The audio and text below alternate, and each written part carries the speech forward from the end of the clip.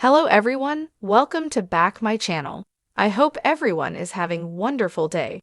Before starting the video, please go ahead and hit the subscribe button and give this video a thumbs up. A rose for the new year, the morning of December 31, 2025, was unlike any other John Foster had ever experienced. Pasadena was already buzzing with anticipation for the world-famous Tournament of Roses parade. And for the first time in his life, John wouldn't just be watching from the sidelines, he would be part of it. John, a 24-year-old music student from Oklahoma, had been chosen to represent his state as one of the featured performers in the parade. It was a dream he had barely dared to whisper out loud, yet somehow, through a blend of talent, determination, and the strange magic of fate, he had been handed this extraordinary chance. The air in Pasadena was crisp, cool, and scented faintly with flowers even before the floats rolled down Colorado Boulevard. Volunteers were putting final touches on massive floral displays, dragons sculpted from red carnations, castles woven from daffodils, and even a soaring eagle crafted entirely from white roses and chrysanthemums. John couldn't help but stare, his breath fogging slightly as he took it all in. Tomorrow, he whispered to himself, I'll be part of this history. A small town beginning growing up in a quiet Oklahoma town. John had always felt like a big dreamer in a small place. Music was his escape, his secret key to a world much larger than himself. He learned guitar from his father, who played old country tunes on the porch, and piano from his grandmother, who had taught generations of kids in their local church. But John's voice, that was something different. It wasn't just good, it was stirring, warm, the kind of voice that could hush a noisy room. When he sang at school events, people stopped what they were doing and listened. Yet John didn't chase fame. He sang because it was the only way he knew to express what his heart couldn't keep bottled up. When he won a state-level competition in 2025, he thought that was the height of his journey. But months later, an unexpected invitation arrived. He was to represent Oklahoma in the Tournament of Roses parade, performing live on one of the musical floats. He could still remember his mom crying when she read the letter. Pasadena's energy on New Year's Eve, John walked the streets of Pasadena, blending into the crowds of tourists and locals preparing for the big day.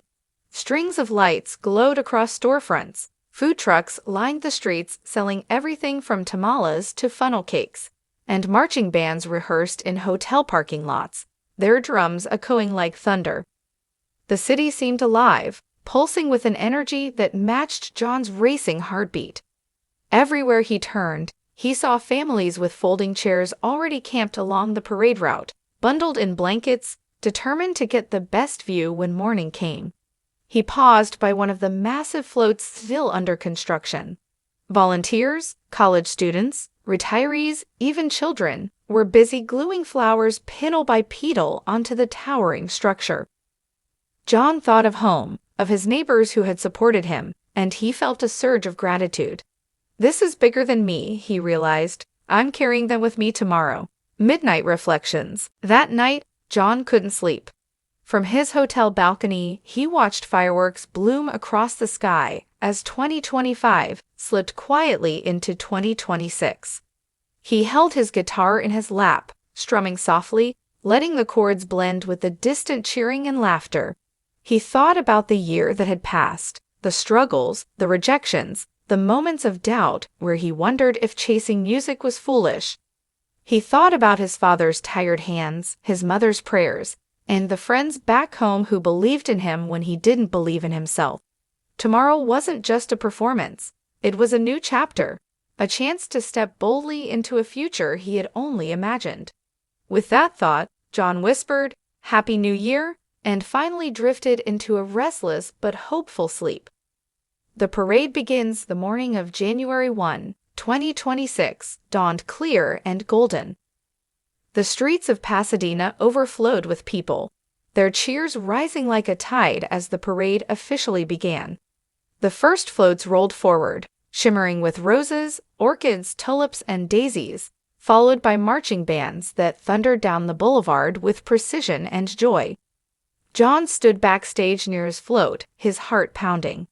His float was called the Spirit of the Heartland, a breathtaking creation covered in sunflowers, wheat stalks, and roses, an homage to Oklahoma's beauty and resilience. "Ready, John?" asked the coordinator, smiling warmly. He nodded, clutching his guitar. His legs trembled, but when he stepped onto the float and saw the endless sea of faces, hundreds of thousands lining the streets, millions watching live on television, something inside him steadied. The performance as the float glided down Colorado Boulevard, John began to play. The chords rang out true and clear, carried by hidden speakers that filled the streets with sound.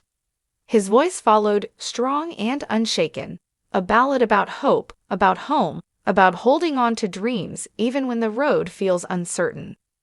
The crowd quieted as his song poured into the morning air. Some held up phones to capture the moment, but many simply listened, their eyes reflecting something unspoken.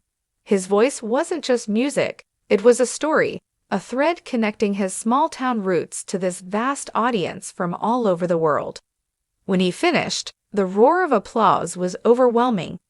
John felt tears sting his eyes, but he smiled, strumming one final chord as the float rolled on. After the parade hours later, when the last band had marched and the last float had passed, John found himself walking through Pasadena again. The streets were littered with flower petals and confetti, but the joy still hung in the air. Strangers recognized him.